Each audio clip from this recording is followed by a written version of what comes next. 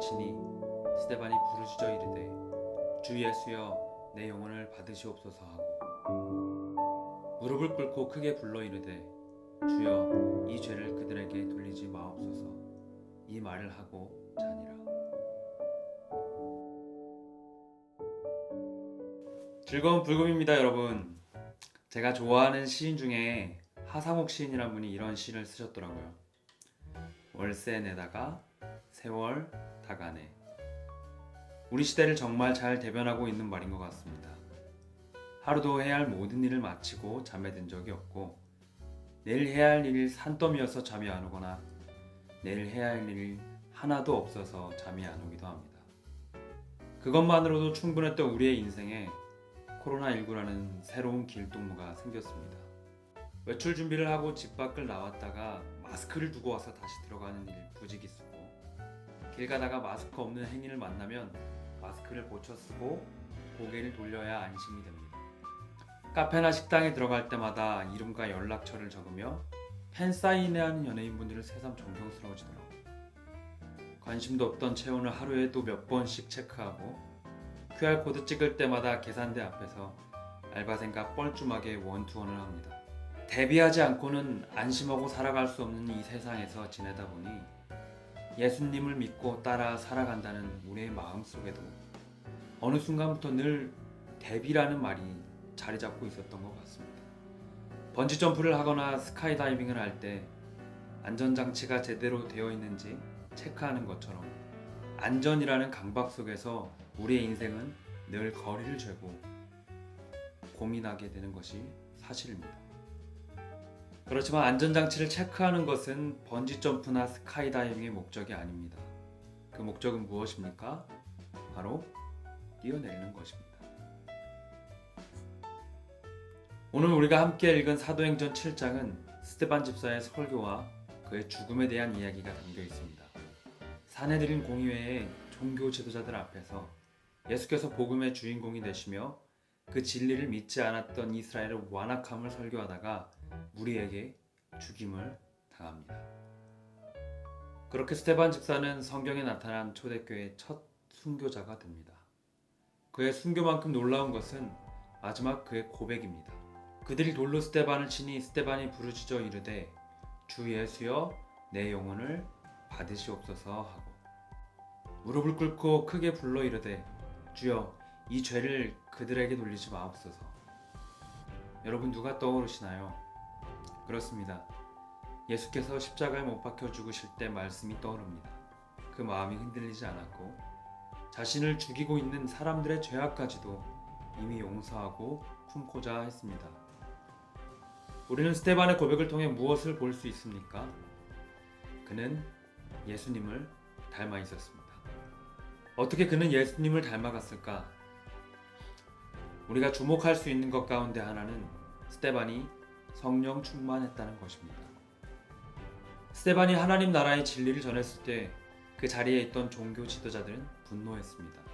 설교를 들었을 때 유대 종교 지도자들은 이를 갈았다고 합니다.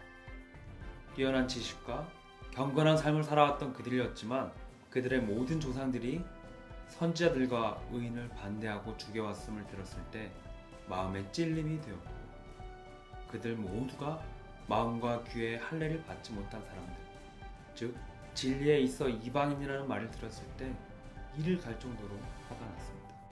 스데반은 이들에 대해 이렇게 말합니다. 너희도 너희 조상과 같이 항상 성령을 거스르는도다. 진리를 들었을 때 분노하고 이를 갈았던 그들이었고 진리를 들었을 때 항상 성령을 거슬러 왔던 그들이었습니다. 이어서 나오는 55절에서 생략된 원어의 표현이 있는데 그러나라는 원어입니다. 그러나 스데반은 성령이 충만하였다. 진리를 고백하면 할수록 그 안에 계신 성령께서 충만하게 역사하셨다는 것입니다. 우리도 역시 믿기 이전에는 유대 종교 지도자들과 같이 성령에 거스르는 사람들이었죠. 마틴 로이드 존스 목사님은 죄인된 우리의 모습에 대해 태어날 때부터 영적인 이방인이라고 표현합니다. 성령을 거절하고 믿는 것 자체가 불가능한 이미 죽은 존재들이라는 것입니다. 그런 우리를 성령께서 완전히 다르게 변화시키셨습니다. 완전히 새로운 존재로 살아가게 하셨습니다. 그리스도인이 된다는 것은 완전히 새로운 존재가 되는 것입니다. 우리가 믿게 되는 그 모든 과정에 바람이 임의로 불어와서 어디로 불어가는지 모르는 것처럼 그 안에서 역사하시는 성령은 그렇게 우리 가운데 하나님의 복음을 받아들일 수 있도록 은혜를 베푸시고 우리 안에 오셔서 영원히 떠나지 않으시고 함께 하십니다. 성령은 우리 안에 놀라운 변화를 계속해서 안겨주십니다. 신자의 믿음을 견고하게 하실 뿐만 아니라 우리의 주변을 바꾸기까지 하십니다. 성령 충만한 스데반의 모습을 지켜보면서도 그의 죽음을 정당하다 여겼던 살기가 등등해서 그리스도인들을 죽이고 다녔던 사울이라는 청년도 시간이 흘러 바울이라는 이름이 되어 내가 사는 것은 그리스도니 죽는 것도 유익하다고 고백하는 데까지 이릅니다. 오늘 본문이 우리에게 성령 충만한 스데반의 모습을 통해 말하고 있는 것은 무엇일까요? 그의 삶을 닮아가자? 스데반처럼 죽음을 맞이하자?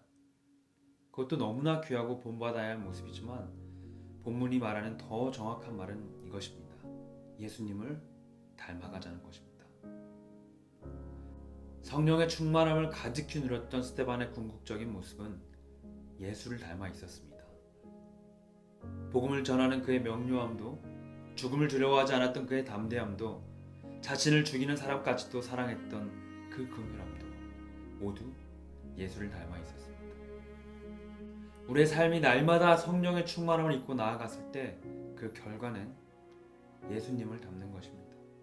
성령 충만한 사람은 예수님을 닮아갑니다. 사랑하는 청년 여러분, 스데반과 같은 물리적 압박 속에서 믿음을 증명해야 할 일이 우리에게는 그리 많지 않습니다. 그러나 우리의 일상의 순간순간은 스데반과 같은 믿음의 결단을 요구하고 있습니다. 직장과 학업의 현장에서 조금 불리하지만 편하게 돌아갈 수 있는 길의 유혹들, 가정과 여러 관계 속에서 이 정도는 누려도 괜찮을 것 같은 소소한 권위들, 아무런 대비 없이 누군가를 사랑하고 나의 것을 주기에는 나의 일상이 통째로 흔들 것만 같은 불안함의 시간들도 있습니다. 과거 항상 성령을 거슬러 살아왔던 우리의 습관을 잊지 못하고 우리 안에 용기를 주시는 성령의 음성에 우리의 마음과 귀를 닫고 싶을 때가 참 많았습니다. 이러한 우리의 상황들에게 아주 적절한 말을 유진 피터슨 목사님이 그의 죽음 앞에서 우리에게 남겨주었습니다. Let's go. 함께 가자. 사랑하는 청년 여러분, 주님과 함께하는 그 모험에 뛰어들기 원합니다. 그 모든 갈등의 순간마다 성령으로 충만하여 예수 그리스도를 찾았던 스데반의 고백을 우리 같이 기억합시다. 주 예수여, 내 영혼을 받으시옵소서. 하나님 우편에서 일어나셔서 넓은 발을 벌리시고 기다리시는 주님의 얼굴을 우리가 함께 보기 원합니다. 그 주님의 넓은 품 안에 뛰어드십시오.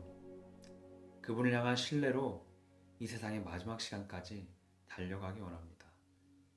한 주의 마지막, 우리 오늘의 하루를 그렇게 주님을 향해서 뛰어들어 볼까요? 우리의 모든 것을 맡길 수 있는 미쁘신 하나님 아버지, 오늘 하루도 성령의 충만함을 사모하며 주님의 품 안에 뛰어듭니다. 우리의 일상을 지배하시고 우리의 오늘이 예수님을 더욱 닮아가는 시간이 되게 하여 주시옵소서. 예수님의 이름으로 기도드립니다. 아멘.